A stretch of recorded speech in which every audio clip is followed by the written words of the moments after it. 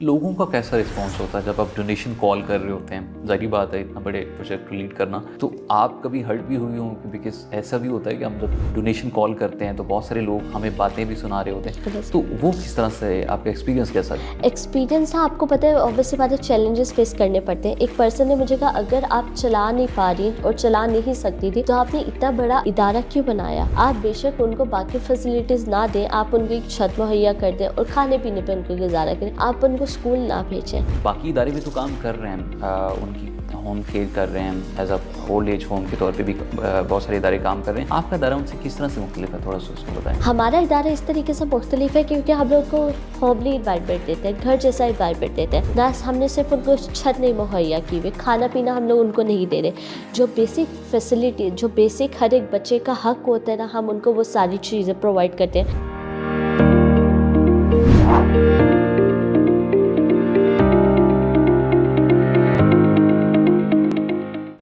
Hello अस्सलाम वालेकुम नाज़रीन, मैं डॉक्टर अरमान, आप देख रहे हैं शेयरिंग ऑफ प्रोफेशनल विजडम। एक दफ़ा फिर से आपको खुशामदीद कहते हैं। आज की जो पर्सनैलिटी जिसका तारफ़ करवाने जा रहे हैं वो वैसे तो किसी तारफ़ के मोहताज नहीं है। She is a project manager of holistic foster care, जो पाकिस्तान में एक बहुत बड़ा काम कर रहा है। एनजीओ सेक्टर का एक बड़ा नाम है। बच्चों को फ्री तालीम भी देता है और उनके लिए बाकी जो सर्विसेज हैं, स्पेशली जो फ़ीमेल जो बच्चियाँ हैं, जो जिनके वालिदैन नहीं हैं, जो अपना जो गुज़र बसर जिनका करना मुश्किल होता है, वो पेरेंट्स जो जिनके लिए स्टडी करवाना या आगे उनकी तालीम मुकम्मल करवाने में मुश्किलात होती हैं, उन बच्चों की केयर करती हैं। और जो ऑर्फन बच्चियाँ हैं, स्पेशली ख़वातीन की जब हम बात कर रहे होते हैं, तो उनकी केयर करना ख़ासा मुश्किल होता है। एक ऐसा इदारा जिसको रन करना ख़ासा मुश्किल होता है। ये पायनियर सोशल एक्टिविस्ट हैं, समाजी कारकुन हैं और बचपन से ही अपनी ज़िंदगी में इन्होंने ये काम शुरू कर दिया था। इनकी इंस्पिरेशन क्या है और ये किस तरह से ये इंस्पायर होकर इस सेक्टर में आई हैं, तो पहले तो उनको वेलकम करते हैं। मिस मायदा रज़ा भट्ट, बहुत शुक्रिया फॉर द टाइम, प्रोग्राम में आई। सेहत की ख़राबी की वजह से भी आपका लेट हो गया, लेकिन आपका आना हमारे लिए बहुत ऑनर की बात है। पहले ये बताएं कि सोशल सेक्टर में आना, इसके पीछे क्या इंस्पिरेशन थी? जज़ाकल्ला खैर कि आपने मुझे इस प्लेटफॉर्म पे इनवाइट किया है। अच्छा, सोशल सेक्टर में आना, इसके पीछे रीज़न ये है कि अब्दुल सितारी थी, अब्दुल सारे में सबको ही पता है उनका। तो बिल्कुल। जब मैं 5 क्लास में थी, मैंने उनका चैप्टर पढ़ा था, ईडी चैप्टर। उससे मैं काफ़ी ज़्यादा इंस्पायर्ड हुई थी। मुझे नहीं पता था ईडी साहब कौन है, फिर मैंने खुद से रिसर्च की, फिर मुझे पता चला वो तो दूसरों की मदद करते हैं। और अल्लाह ताला ना 100 लोगों में से 5 या 10 लोगों को चुनता है मदद करने के लिए। तो तब मेरे पास कोई रिसोर्स, कोई प्लेटफॉर्म नहीं था, लेकिन मैंने लोगों की मदद करना शुरू कर दी। तो वहाँ से फिर ये सोशल वर्क की जर्नी मेरी स्टार्ट होती है और अल्हम्दुलिल्लाह 15 साल हो गया मुझे ये काम करते हुए। 15 साल हो गए आपको इस काम में, तो हाँ जी। यकीनन बहुत तजुर्बा भी होगा। और जिस तरह से आप सोशल एक्टिविटी करती हैं, ना सिर्फ आपने पंजाब बल्कि पूरे पाकिस्तान में बिल्कुल ऐसा। आपने विज़िट किया और बहुत सारे फलाही इदारों के साथ मिलकर काम किया और बहुत सारे बड़े बड़े प्रोजेक्ट्स भी आपके देखते रहते हैं। लेकिन अभी फ़िलहाल मैं आपसे ये जानना चाह रहा हूँ कि होलिस्टिक फोस्टर जो केयर है, इसकी आप एज अ मैनेजर काम कर रही हैं। किस तरह से ये आपका ये प्रोजेक्ट चल रहा है और कितने यहाँ पर बच्चियाँ हैं जो यहाँ पर तालीम हासिल कर रही हैं और जिनको आप अकोमोडेट फैसिलिटेट कर रहे हैं? होलिस्टिक फोस्टर केयर आपके लिए इसी साल ही हमने शुरू किया था और ये एक अधूरा ख्वाब है, क्योंकि इससे पहले जो हमारे 5 ऑर्फनेज हाउसेस हैं उनको अल्हम्दुलिल्लाह बने हुए 4 साल हो गए थे और वहाँ पे सिर्फ और सिर्फ बॉयज़ थे।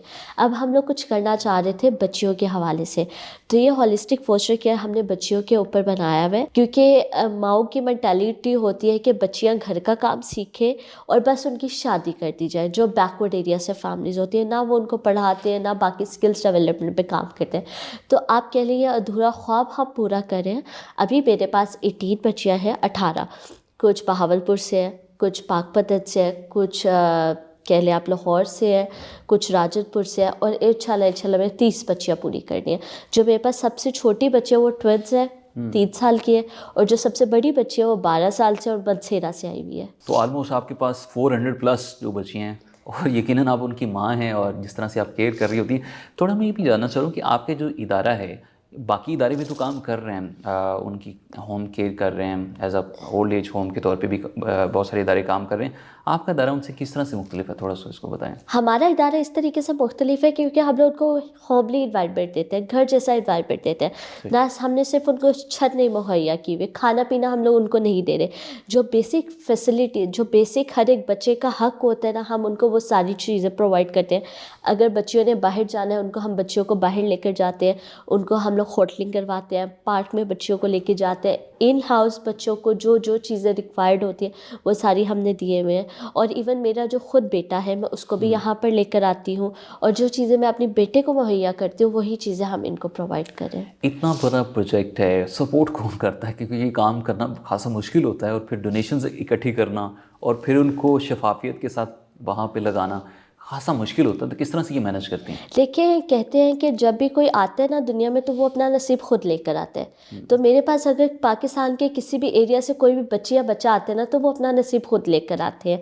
नो डाउट किसी से मांगना, डोनेशंस इकट्ठे करना बहुत मुश्किल होते हैं। जहाँ पे आप बच्चों को सारी फैसिलिटीज़ दे रहे हो, उनको वेजिटेबल्स देते हैं, हम लोग फ्रूट्स देते हैं, ग्रोसरी का ख्याल रखते हैं, फिर हम उनके स्नैक्स का ख्याल रखते हैं, फिर हम लोग उनकी स्कूलिंग का ख्याल रखते हैं। तो काफ़ी चैलेंजिंग है, लेकिन कुछ अल्लाह के बंदे हैं जो सपोर्ट कर देते हैं। तो अल्हम्दुलिल्लाह अभी तो बहुत अच्छे से गुजारा हो रहा है। अच्छा, सिक्योरिटी कंसर्न के हवाले से बड़े तहफ़्फ़ुज़ात होते हैं ख़वातीन के हवाले से, जैसे कि ओल्ड एज या जो ऑर्फन एज होम्स होते हैं, उसमें बच्चियों का जो सिक्योरिटी के मामलात होते हैं, उस पे बड़ा पिछले दिनों भी हमने बहुत सारे केसेस देखे, रिपोर्ट होते हैं, फिर उनकी उस तरह से केयर नहीं की जाती। तो आपका इदारा किस तरह से सिक्योरिटी के हवाले से काम कर रहा है? ऑब्वियस सी बात है, जब औरत की बात आ जाती है तो बहुत ज़्यादा सिक्योरिटी और रिस्पॉन्सिबिलिटी के मामला बन जाते हैं। अब ये जो मेरा इदारा है ना, मेरा घर बिल्कुल पास है। जितना भी कुछ भी किसी भी टाइम इमरजेंसी या इशू हो जाते हैं, मैं और मेरे जो हस्बैंड है वो फ़ौरन आ जाते हैं। और सेकेंडली, हम लोगों ने हर जगह ही सिक्योरिटी कैमरास लगाए हुए हैं। थर्डली, ये होता है कि अगर किसी भी बच्चे की किसी भी टाइम तबीयत ख़राब होती है, हम इंतज़ार नहीं करते, हम अपने से कोई देसी टोटके वगैरह नहीं करते, उनको हम लोग ले जाते हैं डॉक्टर के पास। फिर उसके बाद स्टाफ रखा हुआ है, फ़ीमेल फोस्टर मदर को 24 आवर्स के लिए रखा हुआ है। वो बच्चों के पास 24 आवर्स होते हैं, बच्चों की हर तरह की सफाई का, कपड़े चेंज करवाने का, हर चीज़ का वो ख्याल रखती हैं। सिर्फ फोस्टर मदर नहीं, इसके अलावा हमारे पास 2 मेल्स मेंबर्स भी होते हैं जो कि 24 आवर्स उन्होंने इन हाउस रहना होता है, एज अ सिक्योरिटी गार्ड रहते हैं, और दूसरा जो पर्सन होता है एज अ हेल्पिंग हैंड रहता है। राइट। इतने बड़े इदारे को मैनेज करना और लेके चलना मुश्किल होता है। ये मैं अगेन सवाल करना चाह रहा हूँ कि सपोर्ट कौन करता है, इतना फंड्स इकट्ठा करना और फिर उसको लगाना? देखिए, मैंने ना जैसे मेरे पास 30 बच्चे आ जाएंगे, तो अभी जैसे 18 बच्चे हैं ना, 18 बच्चियों के अकॉर्डिंगली मैंने 18 लोगों को ढूंढा हुआ है जो कि जिन्होंने एक एक बच्ची को अडॉप्ट किया हुआ है। फॉर एग्जांपल, अगर मेरे पास कोई एक दुआ बच्ची है तो उसको एक पर्सन ने अडॉप्ट कर लिया, और जब मंथली जितने भी एक्सपेंसेस उस बच्ची के अकॉर्डिंगली बनते हैं तो वो दे देते हैं। तो इस तरीके से 18 लोग हैं अल्हम्दुलिल्लाह जो कि सपोर्ट कर रहे हैं। फिर इस तरीके से ये सिस्टम वगैरह चल रहा है। आपने बताया कि इन हाउस एक्टिविटीज़ भी होती हैं, तो किस तरह से इन हाउस एक्टिविटीज़ होती हैं और कैसे आप लेके चलते हैं? इन हाउस एक्टिविटीज़ इस तरह से होती है कि बच्चों के हम लोगों ने इंडोर गेम्स वाला एरिया बनाया हुआ है, बच्चों का हम लोग मूवी डे वगैरह कर देते हैं, या कोई भी स्पेशल डे आता है, फॉर एग्जांपल कायदे आज़म डे आ जाता है, इकबाल डे आता है, बच्चों को उसके ऊपर हम प्रिपरेशन करवाते हैं। फिर वॉलंटियर्स आते रहते हैं बच्चों के साथ। स्टोरी टेलिंग होती है वंस अ वीक। जैसे अब एक मेरे पास फ़ीमेल आती हैं, वो पॉलिटिकल बैकग्राउंड से, और माशाल्लाह काफ़ी अच्छा खासा उनका नाम है। वो वंस अ वीक बच्चों के साथ आती हैं और इस्लामिक स्टोरी टेलिंग बच्चों के साथ करती हैं। तो इन हाउस इस तरह के काम और मामला चलते रहते हैं। ठीक है।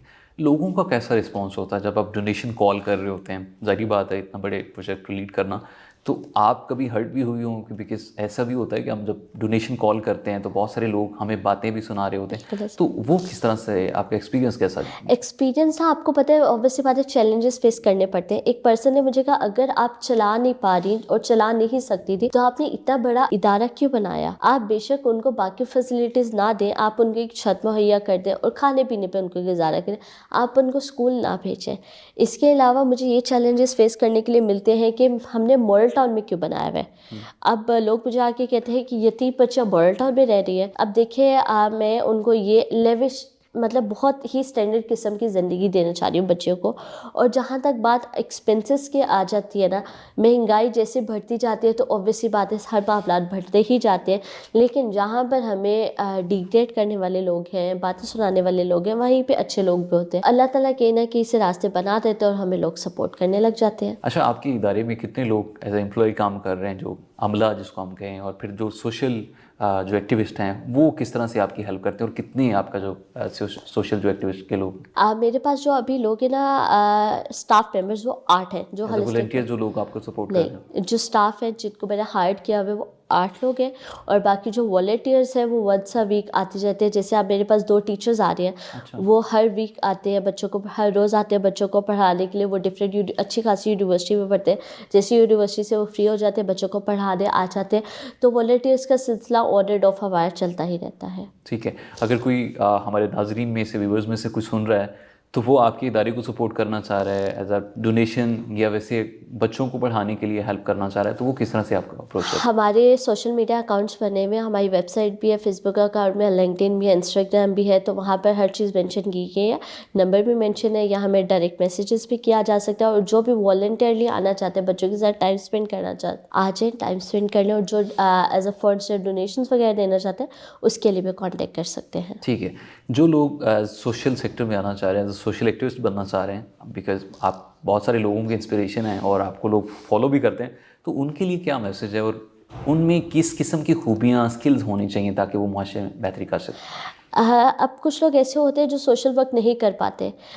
किसी ने कहा था कि मरने से पहले ना किसी की मदद कर जो या कोई अच्छा काम कर जो।